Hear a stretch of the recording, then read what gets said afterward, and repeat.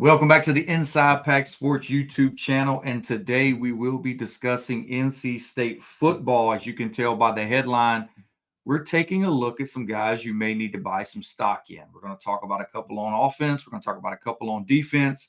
I've got Jake McSwain with me today. And Jake, the first guy we're going to get to is probably an obvious one. It's rising sophomore quarterback CJ Bailey, who came out of nowhere last year to earn a role. It's interesting. We knew there was some positive buzz of him coming out of spring practice as a true freshman. But with State having Grayson McCall on the roster, there was no expectation of him playing last year. You know, I've told folks here the last couple of weeks, this was one of those deals where, going into the year, you're thinking 2025, you probably see NC State bring in a transfer portal quarterback because the expectation was McCall would play all year. You'd never see Bailey. And you can't commit to him if you've never seen him, right? But how things work. He gets to play 10 games. And now he's a guy coming off of a freshman year where he really showed some flashes that if State turns this offense over to him, he has a chance to have a really, really big year. Yeah, I mean, I completely agree with that because you look at the situation that he finds himself in. He's coming in with a year of experience under his belt where he's not going to have some of those nerves and jitters that you would expect from a young quarterback because he's been in some situations before. And the supporting cast around him's good, right? I mean, he has weapons at his disposal. The State has the ability to put him in a position to succeed. So when you start projecting out growth, especially from the quarterback position, the new offense might, could be a big positive factor. Maybe it's not. That's the hard part to project, but the raw skill and the talent surrounding that position is definitely there. Yeah, I discussed this on one of our recent IPS and fives, where with NC State going to Kurt Roper at offensive coordinator. Look, if I'm Kurt Roper, I want to be a head coach, right? I want to really improve my stock, and the way you improve your stock as an offensive coordinator is it's very simple. You post prolific offenses, and so I think if you're NC State, with what we're expecting to see from them defensively this year, you should be heavily invested in CJ Bailey. And I've had folks tell me here that, I know a lot of fans, Jake, are concerned about the defense, and rightfully so. We've seen a lot of turnover on that side of the ball. But this team's probably going to go as CJ Bailey goes because we know they've invested on the offensive side financially. We know they are expecting growth from him. And if your defense is going to take a hit, you're probably going to need to score more points. And so I think with added responsibility, this is a guy who, like I said, sneaky potential to be one of the better quarterbacks in the ACC. Yeah, and my question for you would be, what do you think is the biggest area of growth that you need to see from CJ Bailey in order for him to take that jump, to go from being someone who I think we can all agree at this point, the floor of CJ Bailey is a serviceable ACC quarterback. Like, I mean, we know that's going to be there. But taking that jump, what does he need to do? Or what do you think needs to happen for that to come to fruition?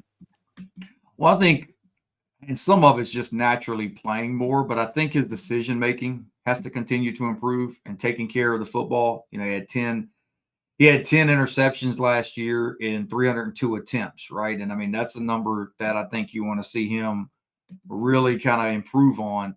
I go back to, I think it was Ryan Finley's second year as a starter at NC State, and he had 6 interceptions on 480 attempts.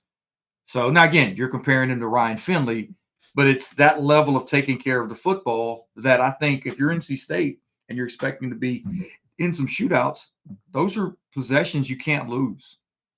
So I think his decision making has to get better. I think understanding when to run, understanding when to stay in the pocket and let things develop, that's an area he can improve. But I think both of those are just simply, I think, areas as a quarterback you get better at as you play more. And that's where it's hard for me to really ding him, right? Because he was a true freshman kind of thrown out there, not really expecting to play, where now you've had all of spring. He should be in a much better position.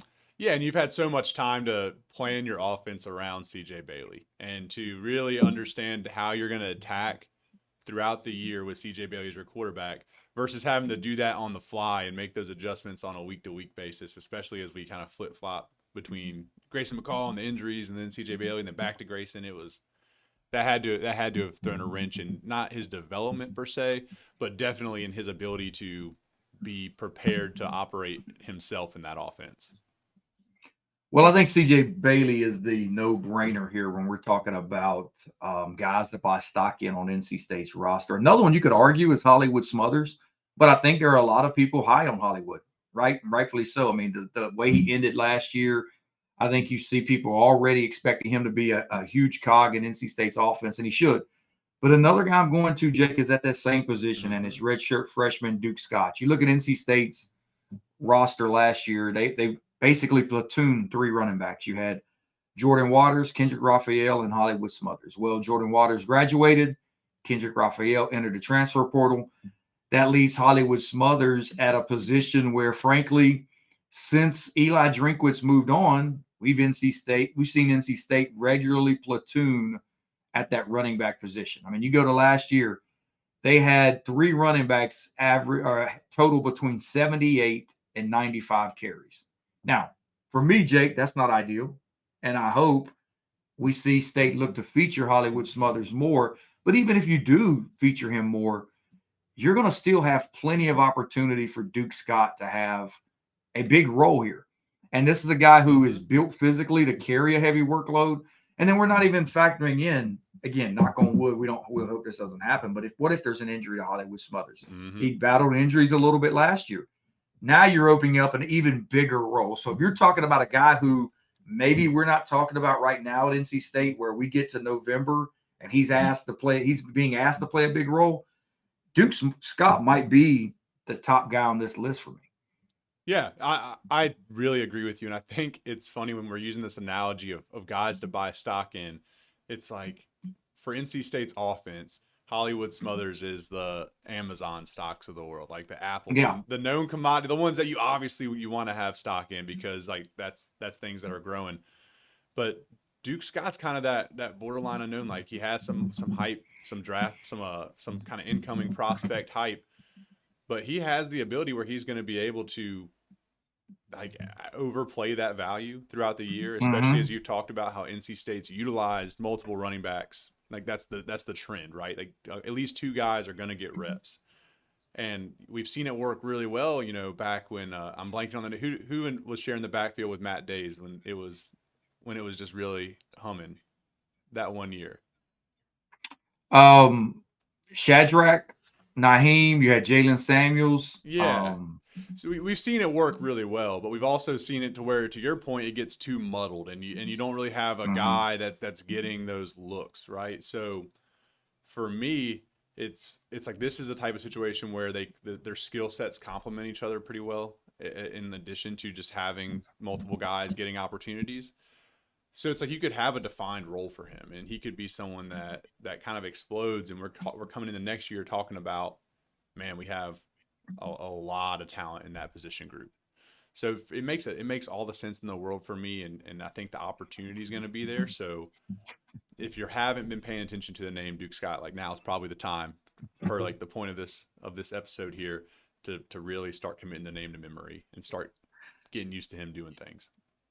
Yeah, and a lot of this is going to depend on, I think, the success of the team as well. You know, I go back to the 2018 season, and that was the year Reggie Gillespie rushed for 1,100 yards, 18 touchdowns. He averaged right at, I think, 18 carries per game. Well, Ricky Person that year played 9 games. He averaged 12 and a half carries a game as the other running back. And so for NC State, now that was a year they should have probably won 10 games. We know what happened in the Wake Forest game that year. Let's not remind everyone, Jake, that was a game that State should have won, right? I mean, don't bring that up, man. Right. But they went 9-3 that year, so had a lot of success. Were running out games because they were very successful. So they were closing out games carrying the football. But the other thing I want to point out that year, Ryan Finley, it was his 3rd year as a starter. And State really kind of turned that offense over to him from a passing standpoint. You know, he threw the ball 485 times that year. He only rushed it 42 times that season. The previous year, he was at 69, so that was another 30 carries. His first year as a starter, he was at 75, so he was right around 35 extra carries. You go to last year, CJ Bailey and Grayson McCall combined for 120 carries. at the quarterback position. Yeah. Now, totally new offensive coordinator in Kurt Roper. I pointed this out to folks, Jake. Since being at NC State, I think Kurt Roper has called plays one game.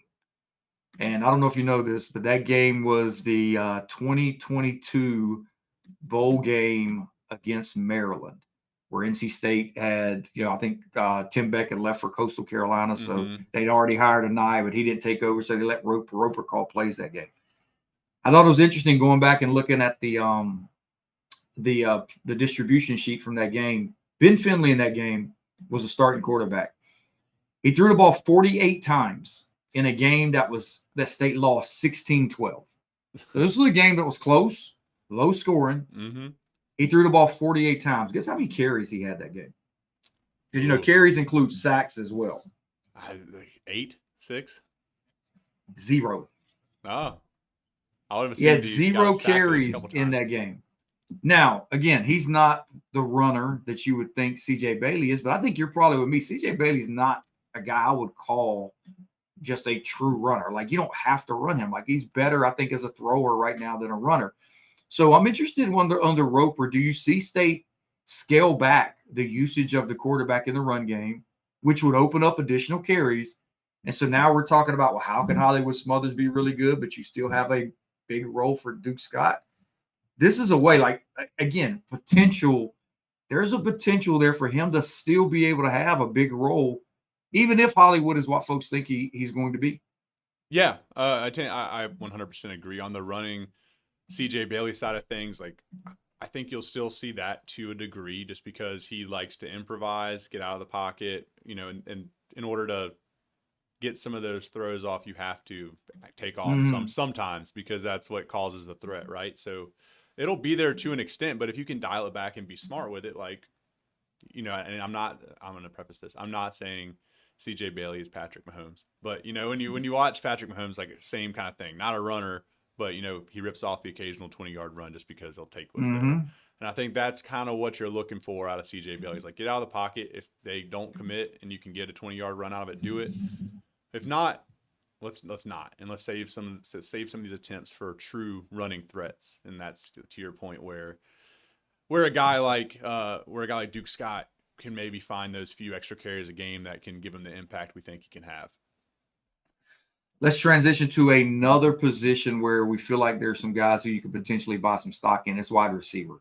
Now, you know me, I've already bought all the stock up on Noah Rogers, right? So, like, nobody can buy any more on him. So we're not going to discuss, Noah Rogers stock. It's all gone. But in all seriousness, you've got a couple of young guys there, and Terrell Anderson and Kenan Jackson, who I think are going to get a bigger opportunity this year. And again, you start to factor in the injury potential for other guys, the opportunity. But what I want to look at with State is they've kind of emptied out that room the last 2 years. Obviously they made a bunch of changes last year in terms of, you had guys like Porter Rooks going to portal, Julian Gray, Bradley Rosner moved on, Keon Sloan graduated. Well, now here this past season, Jacoby Baldwin entered the transfer portal. Obviously, we know Dakari Collins went into the transfer portal here in the spring. The big one, Kevin Concepcion, moving on to Texas A&M. This room has been whittled down to essentially Noah Rogers, Wesley Grimes, Terrell Anderson, and Kenan Jackson. Then you've got a couple freshmen there. We'll see if they can factor in at all. But those 4 guys, look, Joker Phillips, I'm going to go ahead and say it, Jake. I love you, my guy. Mr. Phillips. Let's feature a couple of these receivers this year. Let's see if we can find some Kelvin Harmons. Let's see if we can find some Jacoby Myers. And I think you've got 4 options there to where even if you don't feature them, if you're just playing 4 over 3 spots, plenty of opportunity in what should be a more pass-heavy offense to put up numbers. Absolutely. And I think what I love most about this, and when you talk about buying stock in a player preseason before everything ramps up, is you're talking about pairing up opportunity with glimpses or flashes in the past, right? And so you talk about Jackson, and it's like, okay, both of those guys showed flashes last year. like made plays last year that give you the hope that when you increase their volume, that you're going to get some more of that production. You're going to get some more of those things that happen. So for me, I think you get excited around the limiting of the rotation in that group, because there were so many times last year, to your point, where it was frustrating, where we were seeing just every play guys in, guys out, and it decreases the rate at which you can play. It makes it harder to get in a rhythm as a player, and that's any sport. When you're coming in and out of something, you're kind of having to find that footing every time you come in the game. So it's like, man, you could see these guys take a pretty good jump just because of the opportunity that they're going to be given and earned throughout their play last year. Yeah, I love both of these guys from a talent standpoint. They both flashed last season. I think another reason to be excited about NC State is this wide receiver room.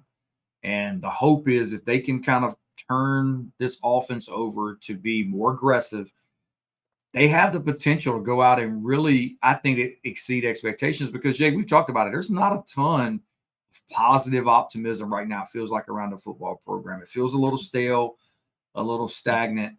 But if both of those guys, both of those two position groups, you factor the running backs into as well. I mean, you're talking about 6 guys who, I want to say Wesley Grimes is the only senior of this group. Everybody else has multiple years of eligibility remaining, to where there's a lot of potential there for these two position groups to exceed expectations and really take NC State, I think, to another level this year.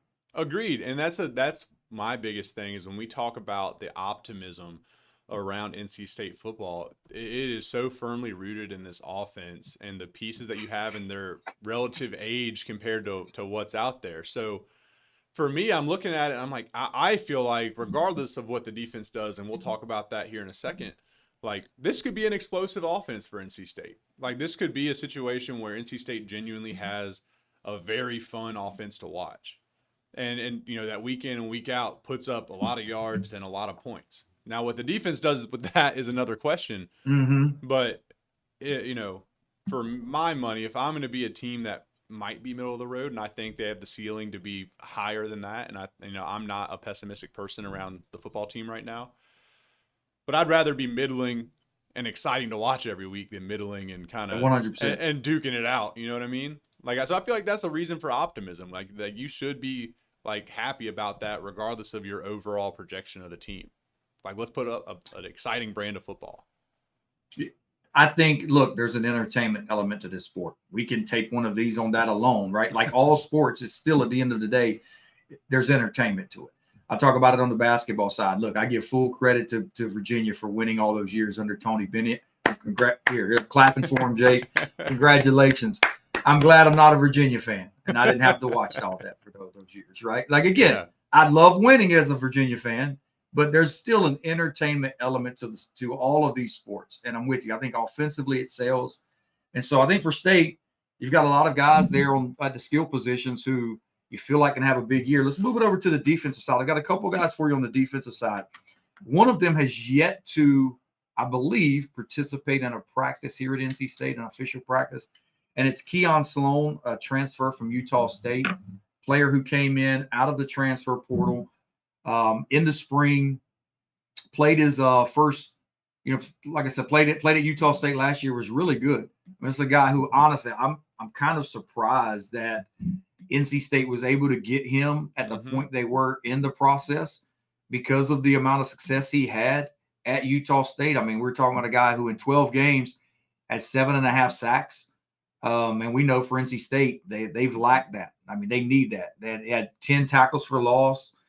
He's lined up. They've got him lined up or listed on the roster as a linebacker. But he'll play kind of that edge outside linebacker position. But look, and we know over the years, he's really been the only guy the last couple of years to provide consistent pressure at that edge position. And I think if Keon Sloan, who, like I said, nobody's talking about him outside of the program, if he can come in and replicate that here at NC State, he's going to be a guy they're going to be talking about. And your hope is, if you're a good team, what do you typically have on the defensive side? You have a lot of pass rushing opportunities. So you're hoping you can get after the quarterback, and you've got a guy who can do it in Sloan. Yeah. And again, this is another example of a guy that has a proven track record.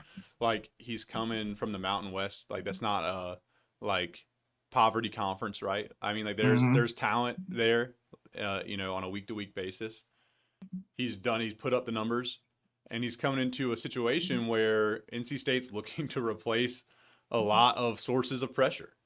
So you talk about guys that are going to get an opportunity to make an impact, and his name has to be near the top of the list just because, we've talked about it on the basketball side with like an Allen Breed, but like guys that have done it before are going to get a crack, typically first or second, like they're going to get that opportunity. So he'll get the snaps in order to do it, and it's going to be putting it on tape here in the ACC. And I think he has the ability to do it based off of his background and what he's done and who he's done it against. Another place to look at if you're saying, all right, let's buy stock in players. Who's a guy who can pop for you? Well, I think what you can do is you can go to positions where you feel like there's going to be competition. Mm-hmm. And we know there was kind of that day back in December, Jake. We can label it black, whatever we want to call it, right? Where NC State had 4 DBs go into transfer portal in the span of 2 or 3 hours. And all 4 were projected to be starters. And it left State secondary kind of in shambles, right? Because they had to replace um, Bishop Fitzgerald. You had Tamarcus Cooley. You had Brandon Cisse, and you also had Devin Boykin. 4 guys, like I said, projected to start for State in 2025. So those are positions that are up for grabs. We know State added some guys out of the portal. They brought back some players as well. But I think when you're talking competition on this team, it probably starts in the secondary for NC State. And one of the guys I'm going to that I think you can look to potentially buy some stock in, if you're talking about NC State's defense, is safety Ronnie Royal. This is a guy in the 2024 class, was one of NC State's higher rated recruits. I had a big time senior year in Alabama, picked up some late SEC offers, and State had to fight hard to keep him in the class. Because he wasn't an early enrollee, I think that played a role in him redshirting last year. He didn't come in the spring, he came in the summer. So he had to kind of work his way into it. But this spring, I heard a lot of positive comments about Ronnie and how potentially he has a chance to be an impact player at some point for NC State's defense. And I Mm-hmm. think if you're looking at a guy who I know I'm a big fan when you're in positions like NC State's at right now defensively, maybe you take a position and you say, you know what, let's treat it sink or swim. Let's take a young guy who we really like. Let's throw him out there. He's going to make mistakes. But damn it, the hope is on the other end of it, he's going to come out and be a star for you after playing through all those mistakes. Mm-hmm. And I think you saw NC State do that in 2019 with several guys, right? Drake Thomas got time, Peyton Wilson, Tanner Ingle got early playing time, and they weren't very good, but you got them through that rough patch. And then on Mm-hmm. the other end, you had guys who became all ACC players for you. And so if I'm looking at a guy on defense, it's Ronnie Royal. I think his upside in the secondary is likely going to earn him a role. It may not be the first game or two, but this is a guy who maybe you get midway through the season and you're like, okay, let's just play Ronnie Mm-hmm. and see where it goes. Yeah, and it's kind of the converse of what I was talking about with Sloan is that now you have a bunch of guys who are maybe around each other from a past production standpoint, and like there's not a ton that separates them from what they've put on tape so far. And so from there, you got to move to, who has the best potential, and in a lot of cases, who's like the most athletic guy in that situation, right? Like you want to put dudes on Mm-hmm. like, hey, what you lack in experience, you might need to make up for in athleticism for a little bit. And to me, Ronnie Royal's a guy that fits. Like you watch his tape from high school, and I know that it's high school tape, but I mean, he was a playmaker, right? And he was someone that flashed athletically and and was listed, I believe, listed as an athlete coming out of school. But it can make a huge impact. So to your point, it's a sink or swim role. Like you give them a shot. If it works, that's great. And if it doesn't work perfectly, you still got to roll with it a little bit. You still got to let them kind of take their lumps, get to the point where they're going to be that producer that you're counting on. So to me, he fits that mold. And what we've seen from other guys, to your point, that were highly ranked or highly rated coming out of high school, they come in, maybe they're not stellar that first year, but hell, maybe they are. We've seen guys come in as redshirt freshmen play and feel and be really good. So the upside's certainly there, and it's not something I'd be shocked if it happens. like a pretty decent chance that he's serviceable at the very least. So we gave you guys 5 players to buy stock in this year for NC State going into fall workouts, the start of summer camp, all those different things. You've got quarterback CJ Bailey, running back Duke Scott, wide receiver Terrell Anderson, edge outside linebacker Keon Sloan, and defensive back Ronnie Royal. Jake, I'm going to ask you before we get going. You've got $100. You're factoring in current price point. You're factoring in maybe where you think they can go. If you had $100, who would you put that $100 on? Oh, across those 5 guys? Or yeah, maybe you diversify. You know, like, how would you invest that $100? Yeah, so I think it kind of is going to reflect my confidence in their just ability to produce for this year and like put up actual numbers that show up both in the box score and in State's win-loss column ultimately. So I think for me, it's going to start in that receiver room. Because I think that for NC State to have a good season, like a pretty good season, like those are guys that are going to have to produce. Just given the numbers around them and like they're going to have a rotational role, I think you're probably looking at $25 a piece out of that $100 where I'm buying stock in those 2 receivers. I'd keep them both in Anderson and Jackson. I'll split that one down the middle. I'd probably have another 20 in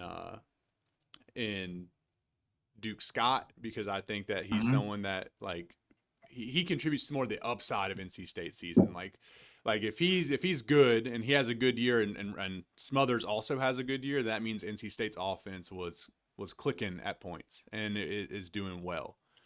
On the defensive side, I'll stick with the 25 number. I'll probably go 30 in Sloan because he's the most proven commodity of this bunch, and I think that somebody's got to get after the quarterback, and he has the best shot at doing that of anybody on the roster coming in. And then I'll throw the rest on Royal as an upside play. So I think that leaves me with like $15 to put on Royal. I like it. Yeah, if I had $100, I'd probably go ahead and just blow it, burn it. Here, let's burn it, right? Because I kind of view Royal and Scott as like penny stocks. Like there's probably no. Like if you're putting a dollar figure to them, they're very, very inexpensive. But I think the upside is there for both of them to really blow up. And so I just make it simple, 50 on each. And maybe I'm burning the $50, and it doesn't turn into anything, but you can buy a lot of it. And if it pans out, I mean, think about if you would have done that for Hollywood Smothers last year. Right? Like this, imagine having this same debate for Hollywood Smothers. We talked all off season about Jordan Waters, and rightfully so. What he did at Duke, you're thinking he's going to come in, be a bell cow running back for you. You're returning Kendrick Raphael, who had led you in rushing the year before. We didn't know what type of role you'd be expecting, if any, for Hollywood Smothers. Now, I was big on Hollywood, but we didn't know what type of role he'd get. So imagine if you'd put $100 on whatever the value of his stock would have been and what you'd be getting for it right now, right? And so I think the upside is there for both of those guys, but it's a really interesting debate. We wanted to discuss football today. As always, I'd like to remind everyone, if you haven't yet, please subscribe to the channel at Inside Pack Sports here on YouTube as we continue to try and put out content. We may try and wrap this up here over the next couple months, maybe get to once things really pick back up to doing one of these features daily. So, yeah, I'd like to thank Jake for everything he's doing here as well. We appreciate everyone joining us today and can't wait to do it again here soon.